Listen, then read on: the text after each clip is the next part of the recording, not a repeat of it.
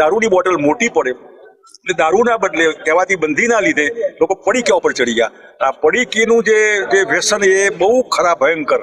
દારૂબંધી તો છૂટી શકે, એ પીતો હોય તો બંધ કરાવી શકાય, પણ પડીકાના રવાડે ડ્રગના રવાડે ચડ્યો હોય જિંદગી બરબાદ થઈ ગઈ. આ સરકારની ખોટી નીતિ રીતિના લીધે કરોડો રૂપિયાનું આવું ડ્રગ પકડાય છે. ગુજરાતમાં ગુણવત્તાયુક્ત દારૂ મળવો જોઈએ, આ શબ્દ છે પૂર્વ મુખ્યમંત્રી શંકરસિંહ વાઘેલાએ. પૂર્વ મુખ્યમંત્રી શંકરસિંહ વાઘેલાએ બનાસકાંઠાના પાર્ટીના એક કાર્યક્રમ દરમિયાન દારૂ સંબંધિત એક નિવેદન આપ્યું હતું. તેમણે કહ્યું હતું કે ગુજરાતમાં દારૂબંધી છે છતાં ખુલ્લેઆમ દારૂ વેચાય છે, તેથી હવે દારૂ છે તે ગુણવત્તાયુક્ત મળવો જોઈએ.